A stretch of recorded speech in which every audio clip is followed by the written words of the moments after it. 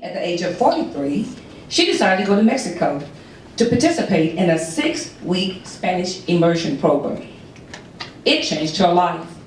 Her views of education encouraged her to pursue a doctorate in leadership in 1999 and opened up the whole world of bilingual education, in which she's been active for the past 30 years. She knows from personal experience and research that with correct teaching techniques, anyone can be bilingual. For the past 10 years, Dr. Rodriguez has been working worldwide as a consultant for bilingual education, teaching, writing texts, and planning and implementing world-class bilingual programs for public and private education institutions. Ladies and gentlemen, I present to you Dr. Elaine Gallagher. Thank you, Frankie. Good afternoon. When Frankie just said, if you use proper techniques for teaching a second language, that's what we're going to be looking at today. What are proper techniques?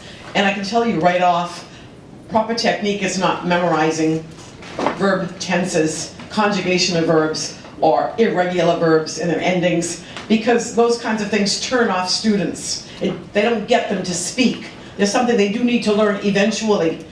And what we do with our books, Maestro and Casa, the grammar that we have is embedded in the text. It's embedded in conversations. It's embedded in a soap opera of the Sanchez family who moves to the United States, and they need to learn English and they need to learn customs. So our program doesn't just look at teaching English. Our Maestro and Casa program teaches the culture of the United States. And notice that I say the culture of the United States, I don't say the culture of America.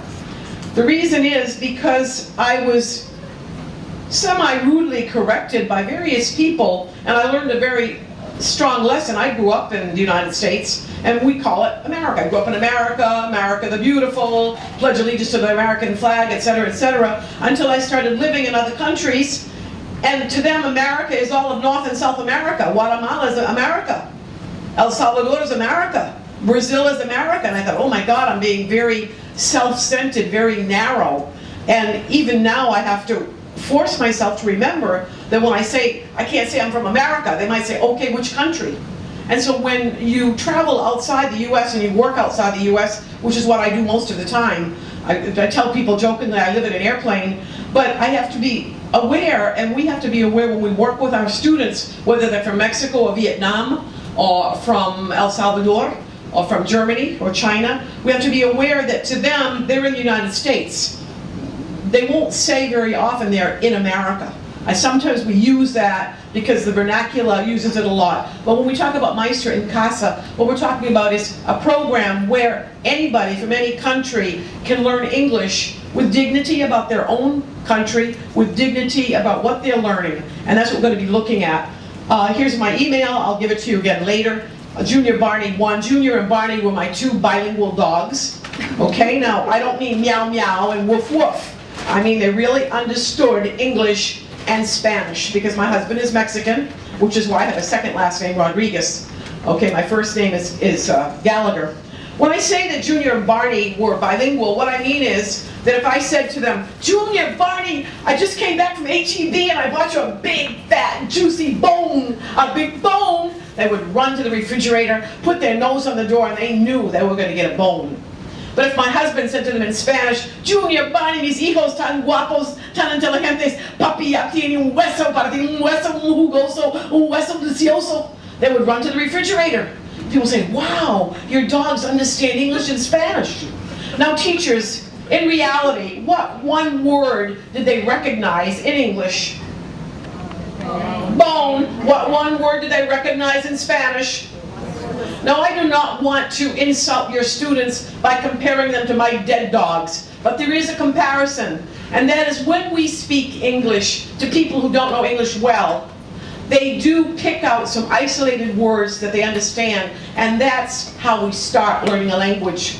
We don't start teaching a language correctly, using correct techniques, by using things like, okay kids, we're going to learn the verb to be. I am, say it, I am. I am. You are. You are. Wait a minute. I am, you are, he is. She is. It is. We are. You are. They are. English? Can you order a hamburger with that in Dallas?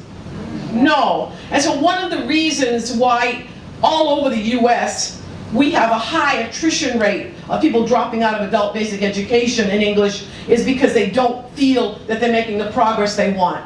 I know they want to speak English in 2 weeks. That's not possible. Okay? I understand it's not possible because, as Frankie said, Dr. Frankie said, when I was 43 I started studying Spanish. I went to Mexico, total immersion program. I looked at the list of courses I was going to be taking, things like La Historia de Hombre de México, La Cocina Mexicana, La Música Mexicana, Desarrollo del Vocabulario. So I said to, the first day they allowed us to speak English, because we were all people from the US trying to learn Spanish, and I said to Mr. Valdez, why is grammar not on this agenda? Why aren't we going to be talking about grammar? And he said, grammar is the impediment to fluency. In 6 weeks you're going to speak Spanish, you're going to read Spanish, you're going to write Spanish. You can learn grammar later. Grammar is how a language works. It's not what you start with. And I thought, this is kind of crazy because I was a teacher, but I thought, you know what? When I learned English, I didn't learn grammar. I really didn't. I learned grammar when I got to high school. I learned how to speak English, I learned to identify adjectives and nouns, but that's not really grammar. That's just some usage. But to start getting into subordinate clauses, complex compound sentences, does it really matter in the big scheme of things that I can identify them in my first month of English? Does it? Okay, this is what we're looking at. So when we talk about what do we offer in Maestro and Casa, we're talking here about a sequential story of a family who's adjusting to the US, and that's what we're going to be looking at. The organization of our books are very simple.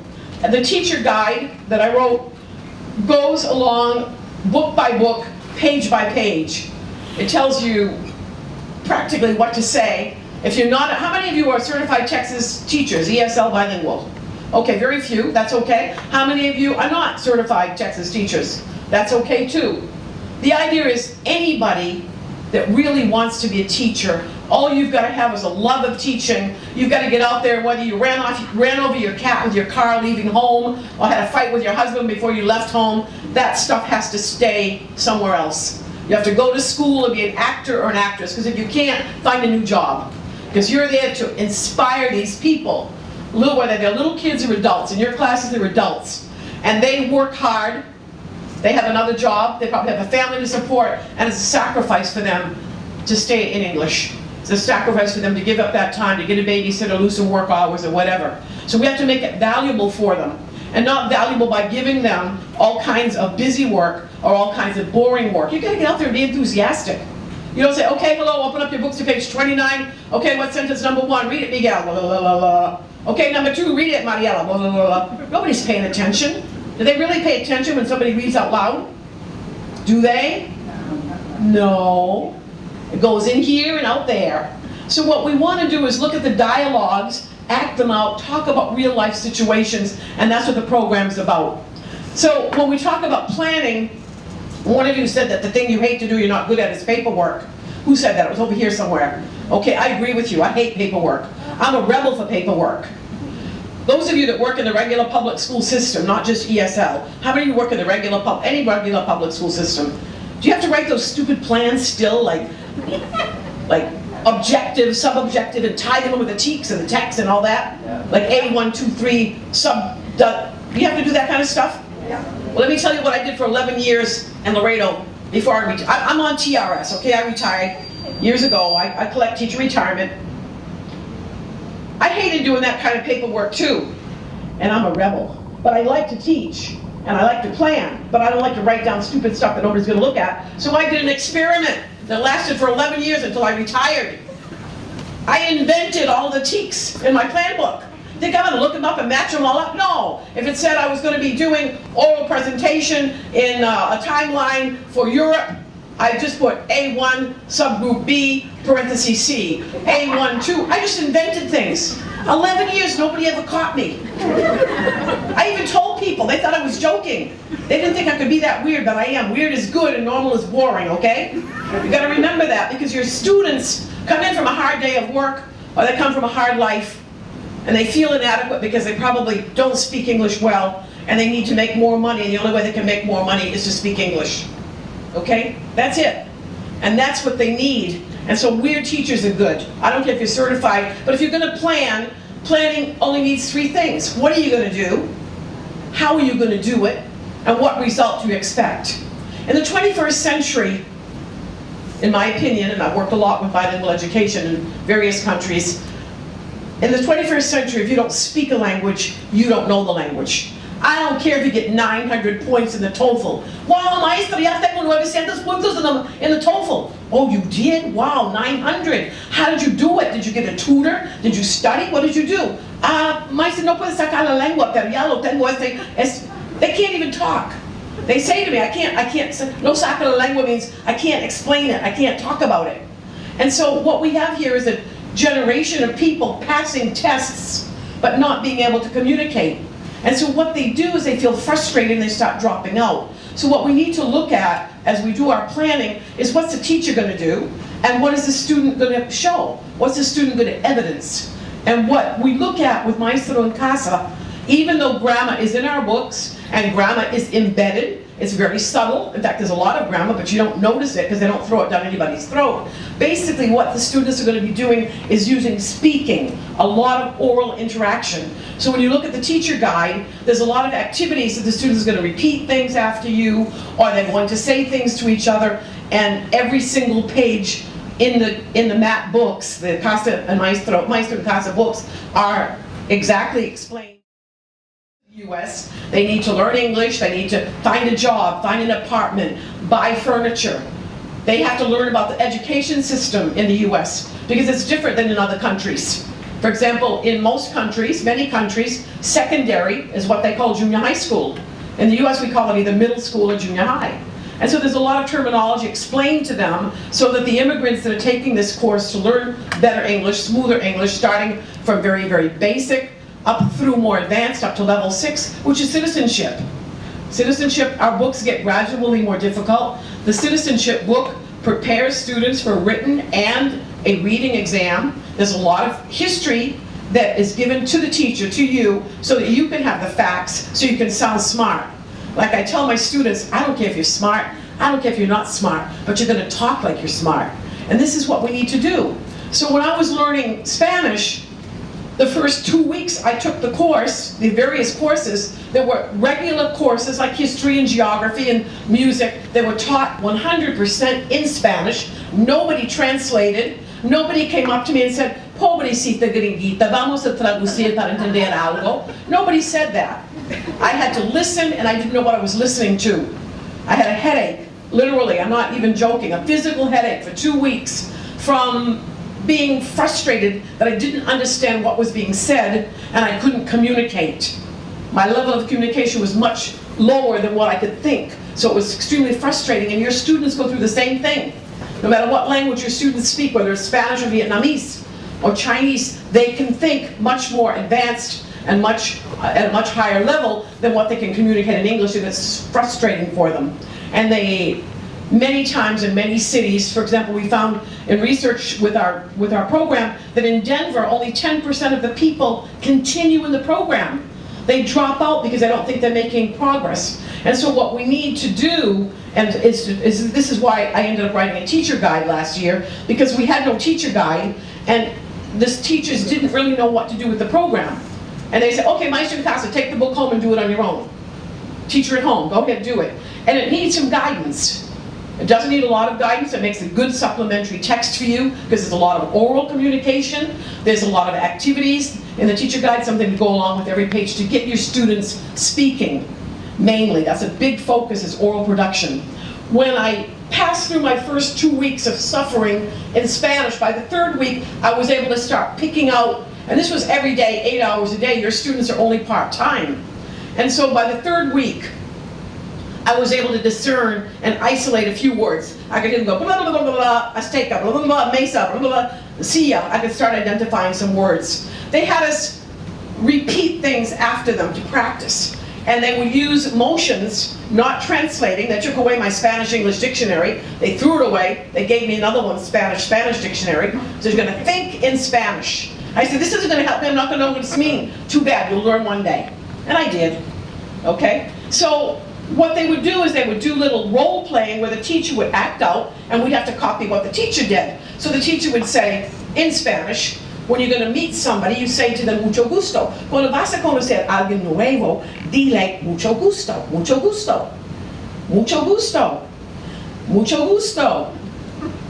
I didn't know what I was saying. That means she doesn't know what I'm saying either. That's okay, honey. You're not. So I didn't know what I was saying, but I would repeat mucho gusto. I could have been saying, your mother is ugly, your mother is ugly, your mother is ugly. I didn't know what I was saying.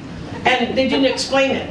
But what you will find is instinctively, almost innately, humans will pick up the meaning of things the same way as children or we do when we're learning our own language.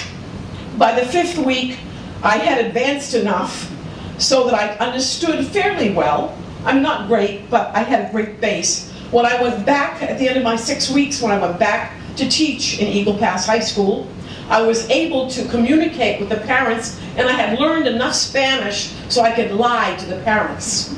Now, why do I want to lie to parents? Because parents don't really want to hear the truth. They don't want to hear things like, your kid is driving me nuts, he never shuts his mouth. No, I was now armed with enough Spanish to say, Señor Sánchez, felicidades, tu hijo tiene un regalo de Dios para hablar que tú no sabes. So, those of you who understand Spanish, great. If you don't, too bad. Okay, sink or swim, this is immersion. So, with this kind of experience, okay, so he introduced us, and we just became friends for the last week I was there. I went back to Maine for the summer. Went back to Texas when school started, and this supposedly shy, quiet guy started visiting me periodically when he'd come to visit his brother in Piedras Negras. And 3 years later, we were married. So I have been married now to him more than 25 years, and I am speaking Spanish. It's my second marriage. My first husband had died after 17 years of marriage. So I've been learning Spanish, obviously, by living in Mexico, by living in Latin American countries. And because of that background, as Frankie alluded to, I was able to learn what second language acquisition really means, because it happened to me. So these books, when I saw them, I said, wow. Because Matt came looking for me like about 4 years ago to offer me some work, just part-time work, because I don't want to work full-time for anybody. Why? Because they become your boss. And when you have a boss, then they give you paperwork.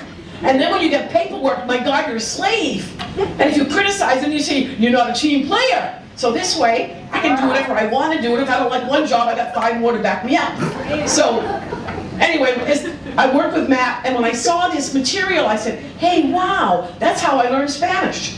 I learned Spanish by studying subjects in Spanish, not by Spanish grammar. Even to this date, I have never, ever studied Spanish grammar, nor do I have any intention to learn it. Why? I don't need it. You can find me on YouTube. This is not a joke. You look up Elaine Gallagher Talks, and I talk in Spanish to a crowd of 2,500 people, one of my talks, in Spanish, and I can talk for 5 hours without notes. Okay? Because it's in my brain, it's in my PowerPoint. Now that's how much Spanish I learned with a base of 6 weeks. I also have a big mouth, okay? I forgot to tell you that in my high school graduating class, I did get elected as the most talkative of my class, okay? Much to my parents' chagrin. And my father said, oh my God, the most talkative. Why not the most intelligent? Why not the most beautiful? Why not the most ambitious? I don't know, Daddy, I don't think I talk too much. But that's okay. In my 50th high school reunion, we went to visit, my mother was alive till she was 93. And when we went to visit, my husband and I flew up to New Hampshire, went to the reunion. And when I'm talking to my mother about the reunion, when we went to visit her, she asked about some of my classmates. And as she named them, unfortunately, they were dead.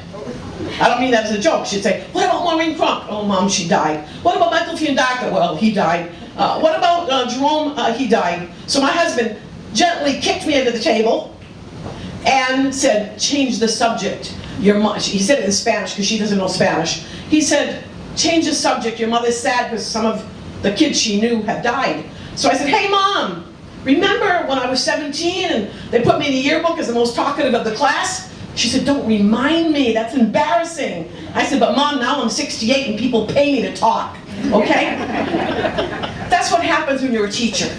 They pay you to talk. They don't really pay you to teach. Think about it. They want you out there talking, making the kids alive, getting them moving, paying attention, looking at you, not with their heads on the desk. Kids put their heads down on your desk, bang the desk, wake them up. Or somebody raises their hand and says, hey teacher, I'm done. Excuse me, honey, you're not done till you're dead. When you're dead, you're done. Otherwise, keep working. I talk to my students that way. First, they think I'm a little weird, and I remind them that weird is good and normal is boring. You gotta be weird in the classroom. And so when I looked at these MATT books and I looked at Maestro and Casa, I said, wow, these books are kind of weird. They look like a cartoon. And I used to read all these comic books when I was a kid. I loved comic books. My father would hide them, he'd burn them, he'd throw them away, but I love comic books. So I look at the comic books, I find out, you know what, reading these, I can learn things. So the Sanchez family moving to the US are finding out about how to get an apartment, what kind of furniture they have to buy, what kind of health insurance, what Social Security is about, how are schools organized, primary school, middle school, high school. How do you conduct yourself at a parent conference when many parents, many of your students might have to participate and they don't know how, they're embarrassed. Maybe they feel they don't have the right clothes, or maybe they feel they can't speak English at all, and so they don't show up, not realizing that perhaps the school will have a translator to help them out over that stage to make them feel comfortable. So these are the kinds of things that are looked at in the MATT books, all the way up to getting your high school diploma.